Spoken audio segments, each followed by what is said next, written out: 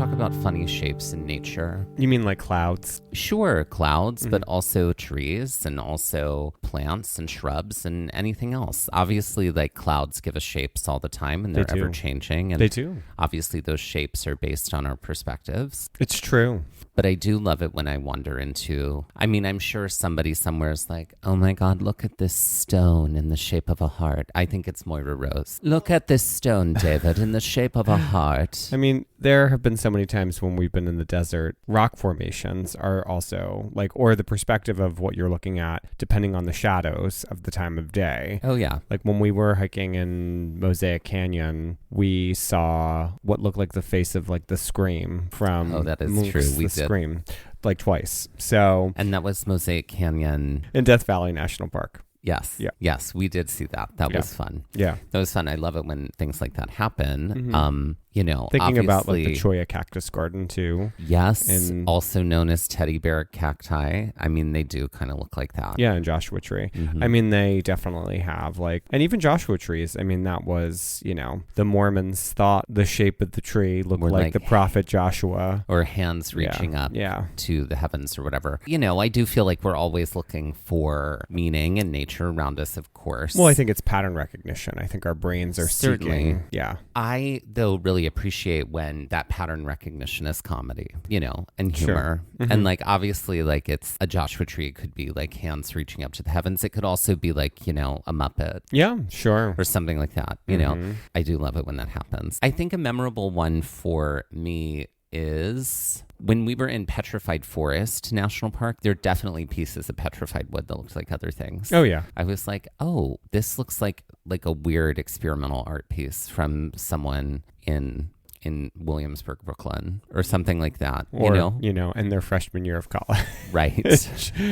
Yeah. They're like, this both things piece can overlap. of garbage is an exploration of how time affects materials. Yeah. Something like that. Yeah. Sounds like an art school answer there. Right. It does. Exactly.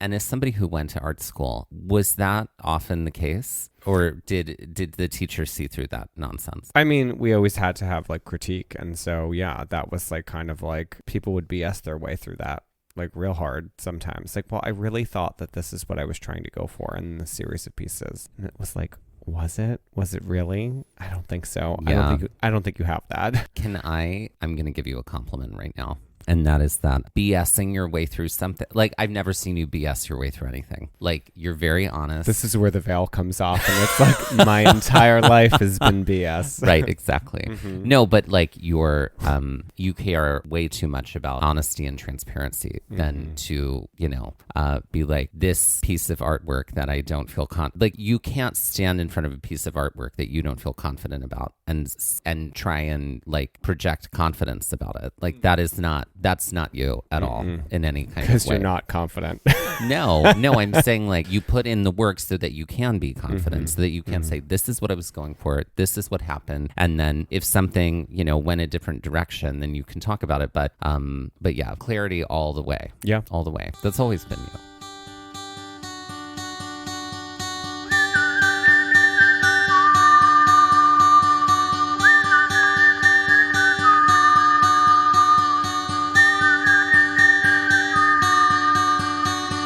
Looking for adventure, I want to follow on the trail, or get a little lost and let the wind fill my sails. Get up when the stars still fill the sky, don't wake the sun. There's so much to be done, and the day has just begun.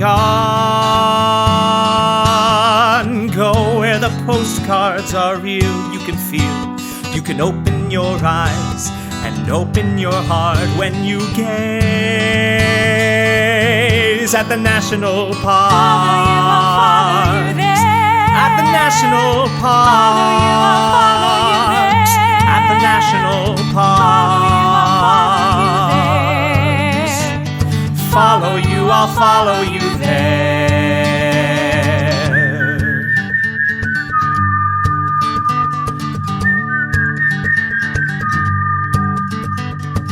We would like to to acknowledge that while hiking in Saguaro National Park, that we were on the traditional and stolen land of the Tone Odom, Odom Jued, and Hohokam people. All right, so welcome to the last leg of a trip that we took in April of 2024. And also welcome to the end of season 8. This is the Last park. The last park of season 8, which right. if you listened to our trail map, we absolutely mentioned this park. And we definitely said we were doing episodes from this park. It's true. Uh-huh. It's true. Speaking of BS. Everything changes. Well, we do have a suite of episodes, so it's not our last episode. No, but this is our start last of park. the end. Mm-hmm. Correct. Yeah. This was part of a bigger trip that we did that included, we did 4 parks in this 1 week. We did Guadalupe Mountains, Carlsbad Cavern. Yep.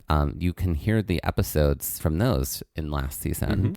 White Sands National Park, which we just finished talking about. Right. You can tune into those this season. We're always on the episode finder. They're all there. And now we're in Saguaro. It's true. We are in Saguaro. This was quite a journey this week, and then we ended up with an eclipse at the end of it. We did. Some delayed travel and an eclipse. An eclipse. Saguaro National Park is located in and around the area also known as Tucson National Park.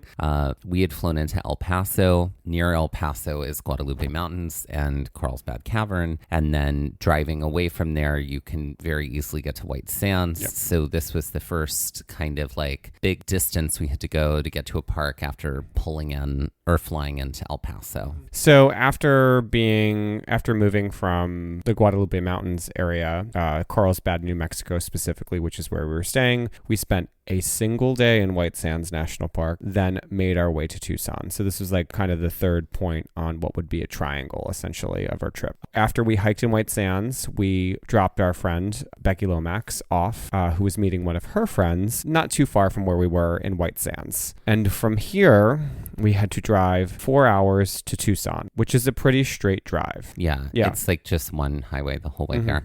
We get to the Airbnb that we're staying in. It was in an apartment complex. And it was actually a pretty big place. We were kind of shocked at the size. The bed was so large that we didn't even realize that there was another person on the other side of the bed. It was like a California king or an Arizona king. Kind of. And by that, what you mean is like there was another person there in the bed when we arrived. That's right. No, but I mean, it was huge. Share B&B. Oh my God. No, but I want it to be CH. Oh yeah. Well, she would have to. She'd be the answer to, the fact that Airbnb is, not so great. I know. As a company. I know. So Share B&B, we're looking for you. That's right. If I could turn back time, I don't know. I don't know where I was going with that. I got to draft that a little bit more. But yes, it was I think Gypsies, Tramps, and Queens could be the logo song or the title song for it, because you're moving through those spaces. Well, that was her lyrics. I know. She doesn't sing it anymore for that reason. Tipsies, Tramps, and Queens. That's it. So I think the theme song. Maybe it's always playing whenever you come into a rental property. I think the theme song for Share B&B would be Tipsies, Tramps, and Queens. I like that. Because it could also you're be drunk. Tipsies, Vamps, and Queens. Vamps could be fun too. Sure. Yeah. There was and now this is a 6 degree of separation back to someone named Cher. Look at us talking about Saguaro, but Sherwaro. Cher. We know the first word of the title of this podcast. But Cher being the name of Alicia Silverstone's character in Clueless, which was directed by Amy Heckerling, she also directed a lesser known movie called Vamps. Great. So there we go. It all ties back together. So anyway, this is where we were staying. But anyway, our other roommate at the Airbnb that we didn't know was there. But we did get in. We got in, it was on the later side because of time change. A large portion of Arizona doesn't acknowledge daylight savings. So it just stays in the same time the whole time. So it's in standard time. So sometimes that aligns with mountain time and sometimes that aligns with Pacific time. In this case, we were now an hour. We were in Pacific time. We were an hour earlier. Yeah. So, which definitely just kind of threw us all off. But we did grab some dinner and come back and eat. And then we checked out. There was a hot tub on the roof, which we were able to just like enjoy for the evening. And it was nice after having hiked a lot that week already and kind of just been kind of moving and grooving. So it was a nice way to like just unwind. From there, we just turned in because we knew we were going to have A, a very early morning, and B, a very warm day ahead of us. So the next morning we get up, we hike early and often, and we head to Saguaro National Park, which if you're looking at the title of this park or the name of the cactus this park is known for, there is a G, but that G is silent. It's like a W. It's like a W. Saguaro is how it's pronounced. We drive to Saguaro National Park. We did make the choice this morning to do something we hadn't done in a while, which was drive-through breakfast. Yeah. Drive-through fast food breakfast, which was we hadn't done in a minute, but we did do it this day. Yeah, we knew we were going to need the fuel because this was going to be kind of our biggest day of hiking here in Saguaro. Yes. Yeah. We pull into the park. We immediately see all of the gigantic, enormous saguaro cacti. They are everywhere. They're lining all of the hills. They are huge. And, you know, there are mountains contained inside of saguaro. But of course, they are desert mountains. So they're not like Rocky Mountains or Appalachian Mountains. The peaks aren't as high, but they are still, in some cases, considered mountains. And they're all over these mountains. And we can see them just for miles. This is the day that we did decide to do the largest hike in the park, which was Wasson Peak. And Wasson Peak is a spot with a number of trails that lead to it. And we looked at the map and we decided we were going to make this hike essentially a big loop so we could see as many of those trails that were leading to the peak as possible. It should be noted that Saguaro is basically split by the city of Tucson. So there's a West Saguaro and then an East Saguaro. Yes. And we were in East Saguaro at this point in time, which is the larger area, but people go to both. So we get to the parking lot of where most people who hike Wasson Peak start, which is the Kings Canyon trailhead, not to be confused with Kings Canyon National Park. There are a lot of places and a lot of national parks that share names. Kings Canyon trailhead is one of the trails that leads to Wasson Peak here in Saguaro. We gear up to start the trail, and the way we were going to go, because we were going to do this hike counterclockwise, we were going to take the Kings Canyon trail all the way up this way, and then we were going to come back the Hugh Norris Trail, which means that to Wasson Peak from here would be 3.4 miles. And then in total, the loop all the way back to the parking lot would be 7.9, which means more miles on the way back, but it would be downhill. We were told that would probably be a really good direction to go. So we set off on the King Canyon Trail. Immediately, this is a gradual uphill. It's not too tough, but it is absolutely an uphill journey. And we knew, because we were headed to a peak, that was going to be the course of action for this day. And since it was going to be 3.4 miles, we knew that there would probably be quite a bit of elevation gain at some point. Yeah.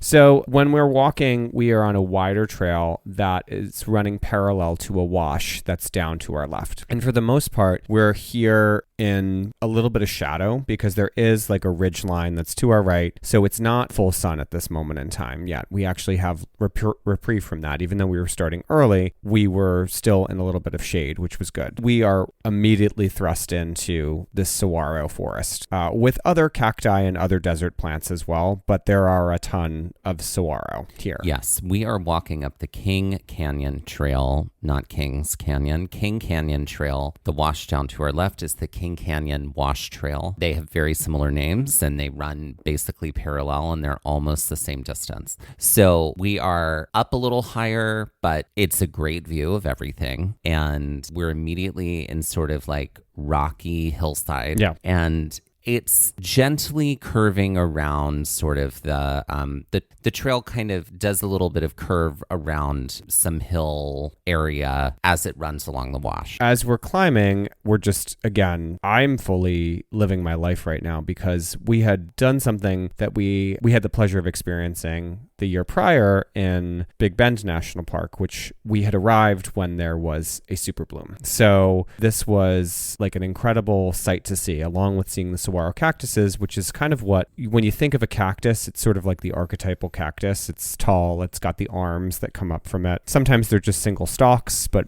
a lot of the times there's arms that also rise out from the sides and follow that central stalk up. But everything is in a bloom right now. So it's beautiful. Definitely not having, a good time as far as allergies go, but as far as the sights go, it was incredible. And the further along we're hiking, we can start to see in the distance what is Wasson Peak. Now, as we do this, we walk about 0.8 miles and we hit a junction where we could veer off to the left because it intersected with the King Canyon Wash Trail. Finally, these 2 points met. And we could turn left and head back to the parking lot if we wanted to, or we could get onto what is also called the Gould Mine Trail or the Sendero Esperanza Trail, which is the connector trail which would lead to the Gould Mine Trail. But we opted to stay on the King Canyon Trail and keep going. And so as we're hiking this 1.4 miles in and through, we're kind of like along a ridge. So while we're making our way up, it's not like a tremendous amount of uphill this time, but it is a gentle uphill. Then all of these blooms, all of these cacti are coming more and more into view as we do this. So we get to a point where we finally leveled out and we hit another trail juncture, which was a little confusing for us because we knew it was coming based off the map, but it didn't really feel like it was the right amount of distance based off of, like, I think Dusty's pretty good of having his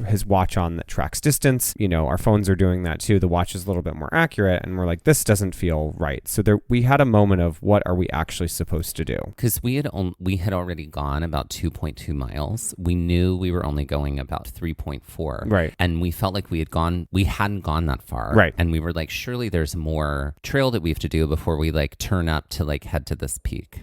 And with that, let's take our first break.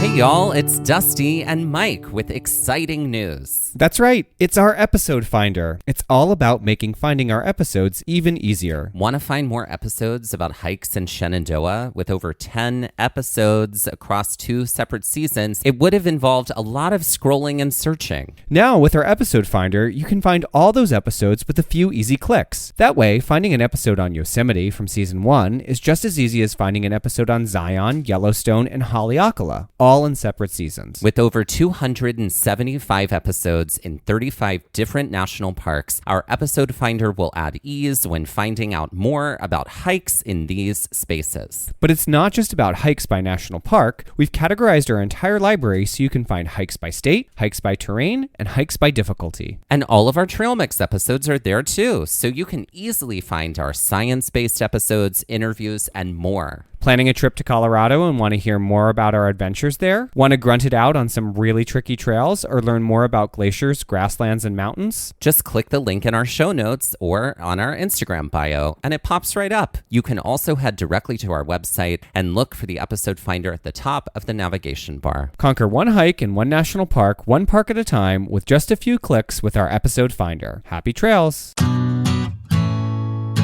All right, Mike. So we're riffing the game The Vault. Are you ready? Sure. Okay, so we had to do a 4-hour ride, White Sands to Saguaro. The question is your road trip music. So it's a 4-hour trip, and you can only choose one artist's catalog to listen to the entire time on the 4-hour trip. Which artist do you put on shuffle, or like start with the first album or start with some album and make your way through all the way for the 4 hours? Because you only get to choose one. Kenny G. No, I think it would probably have to be, I'd want a musician or a group that has like a lot of dichotomy where it's like their music is both fun, but there's some slower song. Like it's got to have variety throughout. So the first one that came to mind would be Lake Street Dive because they've got a lot of albums. I think you could probably make it through at this point with the 4 hours with all of their albums. And I think that you're getting like fun, upbeat, brassy sort of funk music, but you're also getting some slower jams too.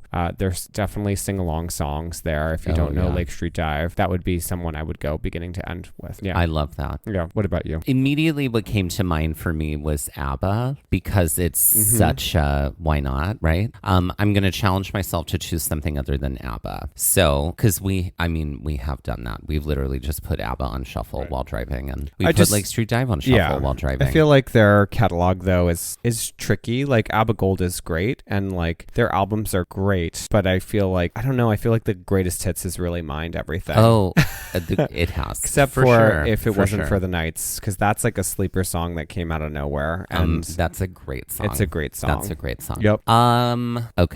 Okay, if I'm in the car by myself, it is without a doubt going to be the Indigo Girls. Oh. Well, I'm a big fan of them. You do love big the Indigo fans. Girls. Mm-hmm. And they're a catalog band. You know what I mean? Yeah. Like anytime you go to their show, they have changed the set list from the show before. Sure. Like they don't just pick a set list to do the entire time they're on a tour. They make it interesting for themselves every night because they know multiple people come to see their shows. Sure. People come on multiple nights. Yeah. Fans come multiple times to see them, so they want them to have a unique experience each time. Right. So the set list is different every time. Mm-hmm. So putting them on shuffle is kind of like seeing them in concert, because you're like, you'd never know what you're gonna get. Yeah. So they did start. I mean, they will always dependably do certain songs, of course. But yeah, that for me, that feels like a road trip kind. And I loved that in Barbie. Barbie was listening to them when she was finally driving a car. Right. Yeah. So yeah. Okay. So between Indigo Girls and Lake Street Dive, which could live in the same general world, I think that's what we're picking. Great.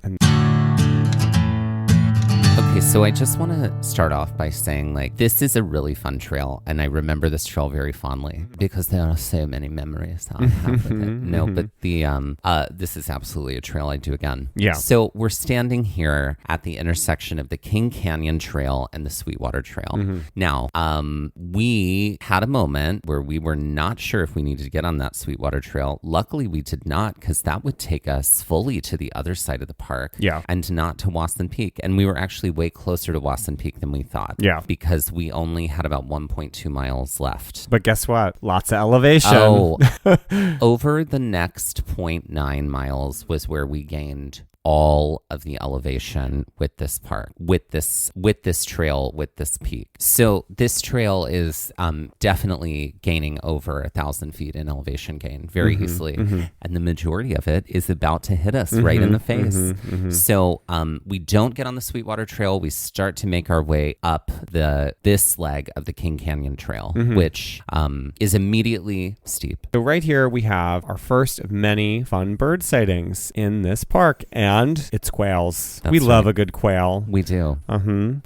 We've seen quails in other parks too. We have, but it's always fun to see them. Yeah. And grouse. Quails and grouse are our ground bird friends. Yeah. And for those of you who grew up with the cartoon Doug, it's fun to see quails in real life because you can be Quail Man. That's right. Get that belt and put it on your head and wear your underwear over your shorts, your briefs. Right. Yeah. And put the belt around. Yeah. Yeah, I just said it. That's right. It's like a fascinator. It is like a kind of like a fascinator. Yeah. And quail is technically the plural form of quail, but I like to just say quails. Yeah, quails. We saw quails, and they're great. So what's great about this section that we're in right now is we are now getting a full view of the other side of this ridge. We had walked along the top of a ridge and we're kind of turning like 90 degrees to the left, and now we are on the side of taller hills which lead to Wasson Peak, but we have to kind of make our way up the side of this mountainside in order to get to the peak. But to our right is just like this giant vista of like peaks and hills covered in cacti, covered in bloom. Yeah, and they are everywhere and they are huge. They're growing in all different sorts of directions. The cool thing about this is there are so many different shapes to these cactus. Oh yeah. To these cacti, I should say. way. There was one that I remember seeing that was like sort of like hollowed out too. That was clearly a nesting space for a bird. Yeah. Because that is something that happens. Like cactuses or cacti become those kind of spaces for birds in the desert as a space to create a nest. So the shapes are really strange. Sometimes they definitely look like people contorted in very different shapes. And sometimes they look like a hand giving somebody the finger. And sometimes they look like those wacky waving inflatable arm flailing tube mans that are outside of car washes. Yeah. They do. They look like everything. It's sort of like Gumby. It is kind of like Gumby. And it's like Gumby, but everywhere. And I think for my mind, cacti because growing up in an area where there are not cacti and living in an area now where there are not cacti, I have an image in my mind of what a cactus is supposed to look like, of like, it's got like a center part and it's got two arms that are coming out and like growing upward. But like, that's just not the case. No. Cacti can grow in whatever direction they want. And they can have tons of arms. There were like a few that looked like crowns because there were arms coming from like all different sides of them. That's right. Yeah. And we will get into cacti a little bit more this season, but I'm sure that the direction that their arms grow probably has something to do with the sun and where the sun is the strongest. And with water and with what they store, all of those things. We also get a close-up look at the insides of a cacti because some of them have died. Yeah. And we get to see sort of like the rods and the sort of interconnected webbing of what is the inside of a cactus, which is amazing. Yeah, we got some of this on this trip too in Guadalupe Mountains. So like seeing kind of the cell levels and like how the structure is constructed on like a level of the veins and things running through the plant is really, really fascinating. It's like the dissection of it by nature, just from its demise and the fact that it is decomposing, it actually gives a very interesting view into the world of, how cactus structure is and how different that is from a tree, because it is very different. The other beautiful thing right now is we're getting to see the bloom on this side of this ridge, which is just cascading down mountainsides, down hillsides. There are flowers that are pink, some are purple, some are yellow. There are daisies everywhere. We really hit this park right at the right moment. Oh yeah. Which is a difficult thing to do. That's it's either there or it's not whenever you get there. You know what I mean? We didn't choose these dates to go because we knew super bloom was going to be happening. It just happened to be there when we were there, and we were so grateful. Yeah. And so we're making our way up here, and this is sort of like the initial part of the real heavy elevation. The big climb. There are some straighter juts of this trail, but a lot of this starts to become switchback fairly swiftly. We are very happy that we are in our boots at this point because we are trudging. Like there is a lot of trudge happening here. In the distance above us, we do see another trail, and we're curious if that is exactly where we're going to be heading. Yeah, there's another trail sort of above us, and it's like, God, that's so high up. Are we getting there? Yeah. Likely, yes. Yeah, probably. Typically it's a yes. But we do have another animal sighting here, which is mule deer. Not our first time, but we do love seeing mule deer in the desert. We saw mule deer in Arches on your favorite hike. Devil's Garden. That's right. It's true. Yeah, we were at a point where we had kind of paused on the trail and we were watching the mule deer sort of below us. And trying to figure out where to climb because they knew that we were there and watching. So it was trying to navigate the best way to get up from the slope that it was on to the trail and then figure out where it was going to go. But this is a moment that we take to put on sunblock because it's early, but the sun here is very strong. And we wanted to make sure that we were appropriately covered because we were in shorts and tanks and t-shirts essentially. So we are slathering it on. Oh yeah, there's no full exposure. Just be aware that there's no shade here. You maybe get the passing shade of a thin central trunk of a cactus, but that's about it. Yeah. When we do this, I did pause my watch because I was like, let me pause the watch because we're going to stand here. I think I ate a bar or something while we were doing that. And then we just knew that we had so much more of again, this is 0.9. We've probably only gone about 0.4 at this point. And there's another 0.3 up at the top, but that is literally flat and on top of a ridge. But this sort of ascent on this backside of this ridge is slightly intense to very intense. And at this moment, we were like right in between those sections. So we put on some more sunblock and took a breather and got some water. Yeah. And with that, let's take our next break.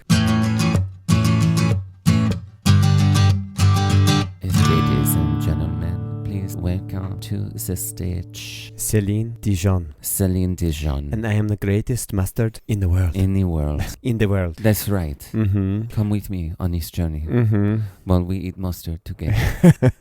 Me and you. Mm-hmm. It's just us on this journey together. Mm-hmm. As you have pointed out before, Celine is the diva under which I was born. Yeah. Without a doubt. Absolutely. I feel like she and Whitney were the ones for me, right? Celine's your star sign and Whitney's your rising sign. That's it. That's a fun game. What's your diva star? Your diva big three.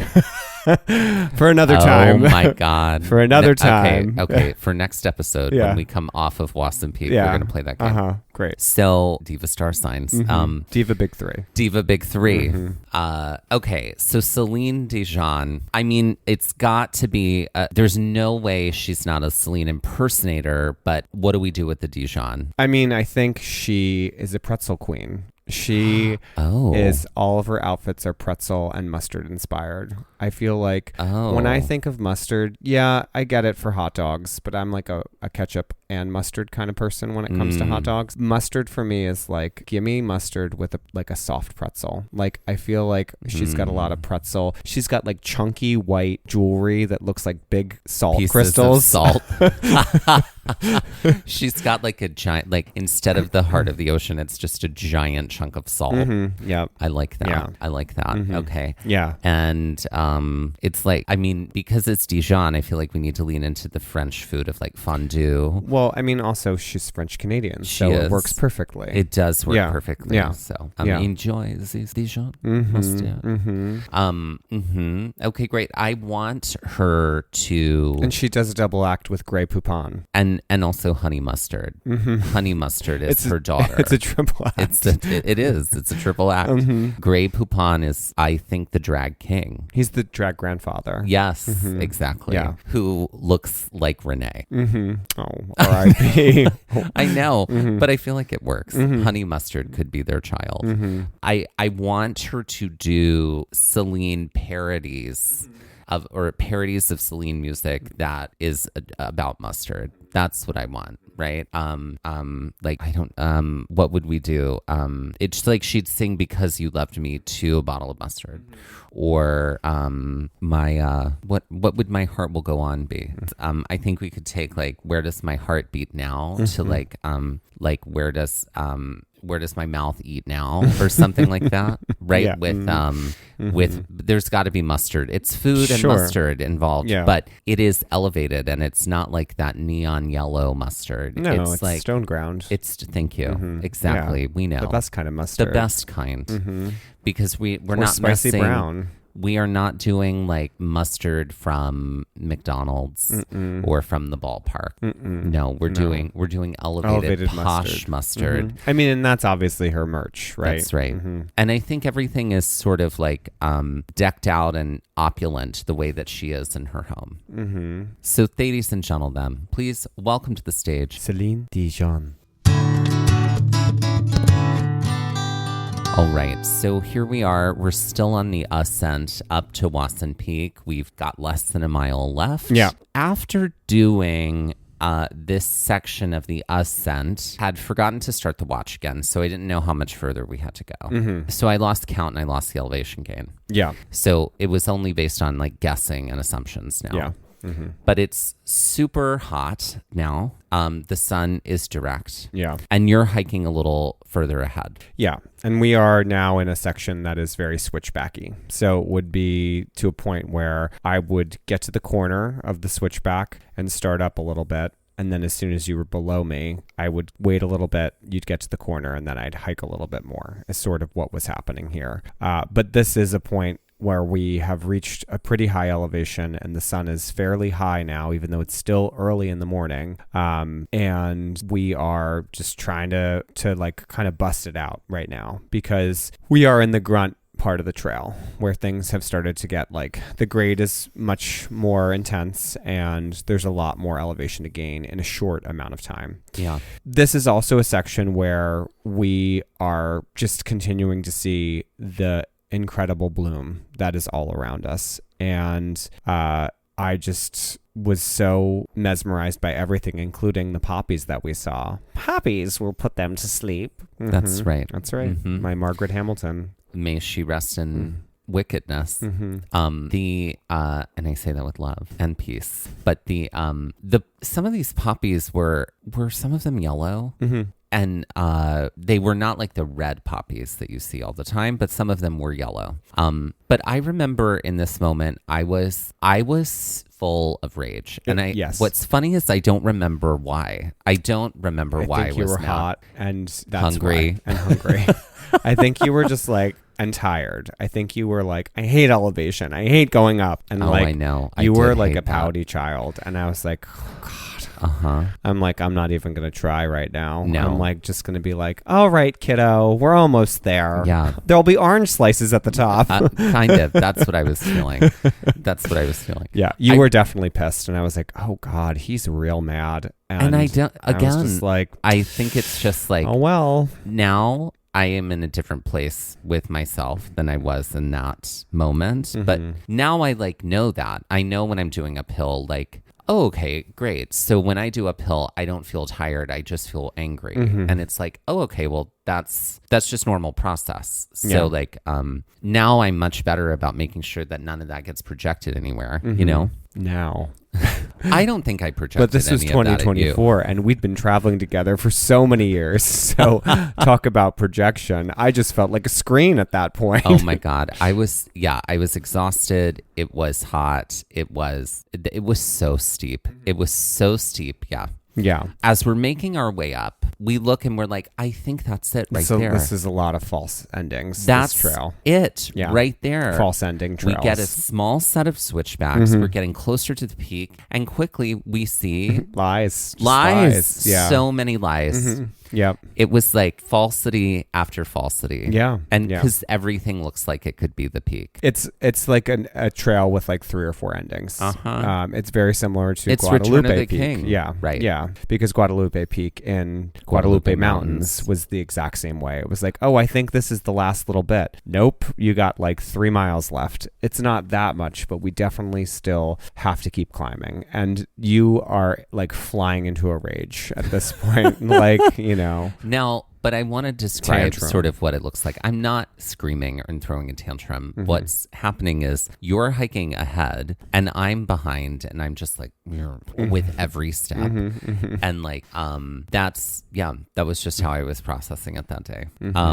That's the way it is. That's the way it is. That's it. That's right. And we just deal with it, you know? We are continuing our trudge up, and at one point we see some strange metal fencing, unlike anything we'd seen in other parks. We do get a photo of it. You'll see it in the slideshow of this episode. Yeah. But it was, it was there. It is a marker that says you are almost there. Yeah. Almost being relative. Yeah. But at this point, another hiker like blows past us. Yeah. Going very fast. And I just was like, Godspeed. I can't go this fast in this uphill. Yeah. Because it sucks. And we do make it to the last little bit of switchbacks here and encounter essentially a very long final stretch that leads us to the saddle. And another trail joins here. Now, the saddle also feels like the end. Yeah, no. The saddle feels like you've reached Wasson No. Peak. But no, we hadn't. We basically hit a T. And if we go to the right, we go to Wasson Peak. And if we go to the left, we get on the Hugh Norris Trail. So we obviously want to go to Wasson Peak. So we turn to the right and we head out the 0.3 miles, which is also a little bit uphill. There's some uphill involved to go around to get up to Wasson Peak. To curve which around. feels like insult to injury. It's like, let's get you up here to this saddle, which was royally tough. And now let's throw salt on the wound. So we essentially take a breather here and figure out what we have to do to finally get up and arrive to where we need to go. And we make a curve essentially around. We can start to hear people that are above us, and so we're close. We have to be. And so we kind of curve around this wider set of trail, and that finally takes us up to essentially what is the peak, where there are the terminal point. a dozen people at this point. There's quite a few people up there who we hadn't seen before. We were like, don't know where they came from. Well, they must have come up Hugh Norris or some other way or something like that. So as we're taking photos, at that point, by the time we'd gotten there, I was like, all right, I'm feeling all right. Yeah. I'm feeling okay. Well, because you hit the end. I hit the end. And all it was downhill at this point. After that was going to be all downhill. So I was feeling a lot better. But there were some other people there. We got to chatting with them. We were like, oh, okay, when did you come in? Where are you from? And it turns out basically everyone was from New Jersey. Everybody was from New Jersey. They're like, oh, I'm going to be in Ocean City, New Jersey next week. And I'm like, yeah, that's like an hour from me. Yeah. And then somebody else was like, oh, yeah, I grew up there. And like, there are people from New Jersey everywhere. Every time we're in national parks, we meet. I don't know that we've never not met people from New Jersey in a national park. No, or people who know people from New Jersey. Yeah. And like we were and visit all the time. Virgin Islands. Like, and they're like, oh, yeah, when I visit my friend who lives in Jersey, she lives right in Point Pleasant. And I'm you're like, I it's down the road Point from me. Pleasant from my house. Right. Exactly. So, that was really fun. And then we knew, okay, we have a longer trek back, but at least the trek back was going to be downhill. Yeah. All right. I think we can put King Canyon. This is going to be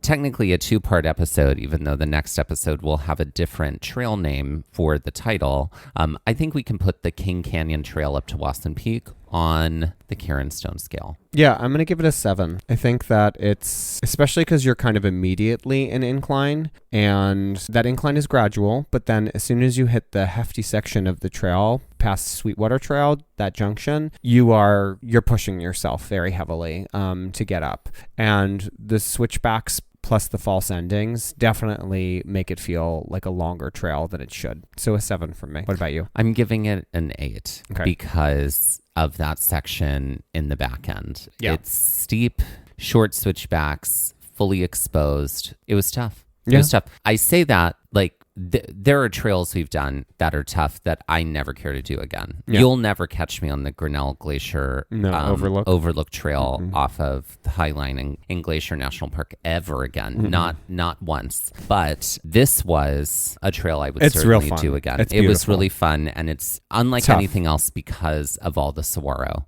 And of course, the bloom helps too. So 15 out of 20 Karen Stones. And let's end this episode with some Jeopardy-style trivia. Great.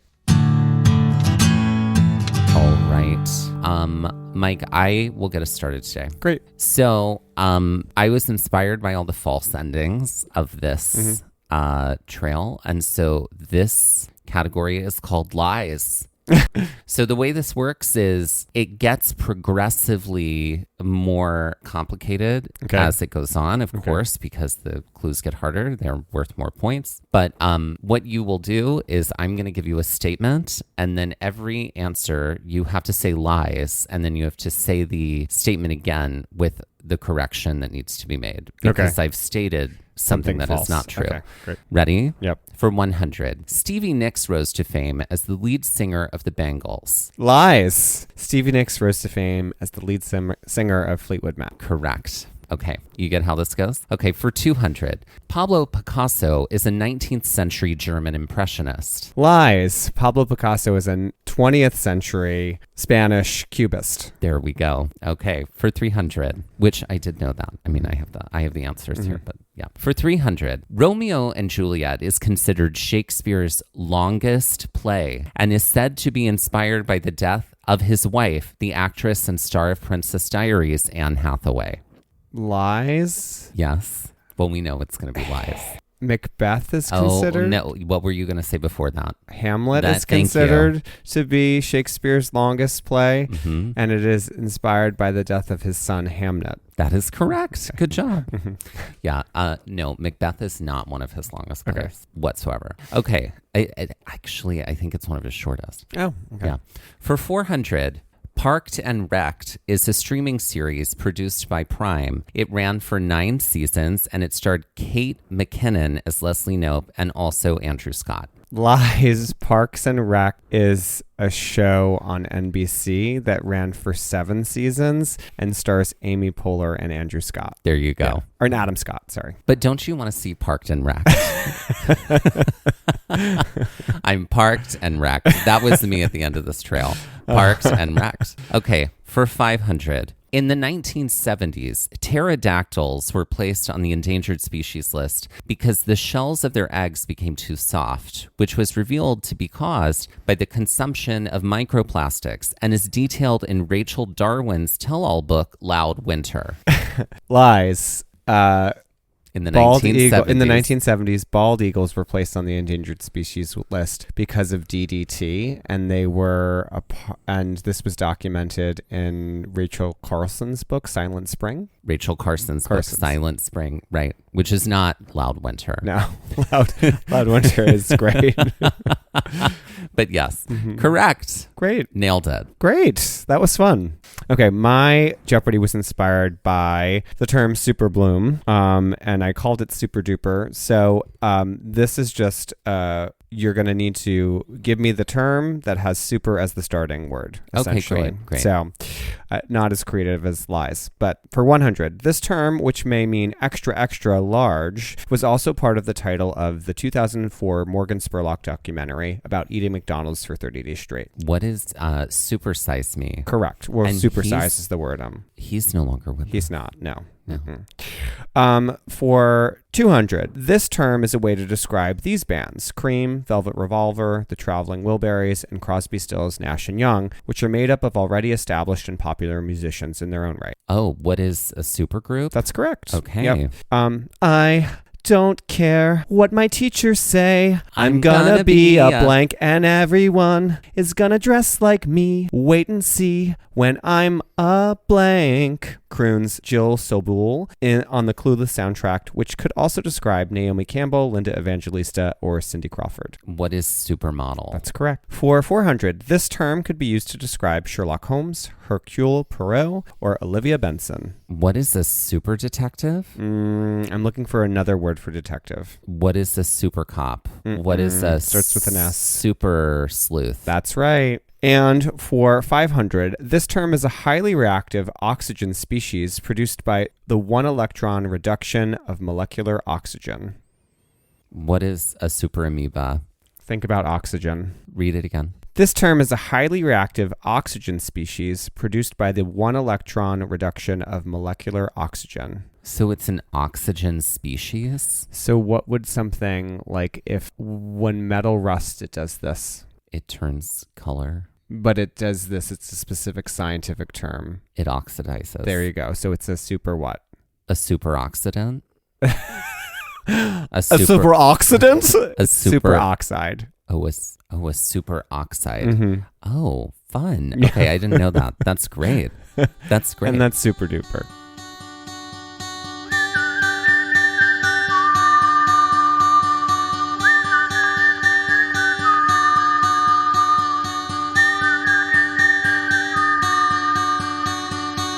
Looking for more episodes like the one you just heard? Then be sure to check out our episode finder for episodes by park, state, hiking difficulty, and terrain, as well as all of our Trail Mix episodes in one helpful place. Click the link in the show notes of this episode, our Instagram bio, or visit our website to make your listening experience even easier. This has been Gaze at the National Parks, the podcast, and we're here to remind you to hike early and hike often, and that adventure is always out there. Gaze at the National Parks was created, produced, edited, and hosted by us, Dustin Ballard and Michael Ryan. To see images from this episode, follow our Instagram at Gaze at the National Parks. To contact us, email us at gazeatthenationalparks@gmail.com. And to find out more about the parks visited on this show, visit our website, gazeatthenationalparks.com. That's Gaze, G-A-Z-E. All original artwork featured on Instagram and on our website is by me, Michael Ryan. All original music was written and performed by Dave Seaman and Mariella Klinger, with Sean Sklios on guitar. Our music producer is Skylar Fortgang. We would also like to acknowledge that while recording this episode, that we were on the traditional and stolen lands of the Lenape people, also known as New Jersey.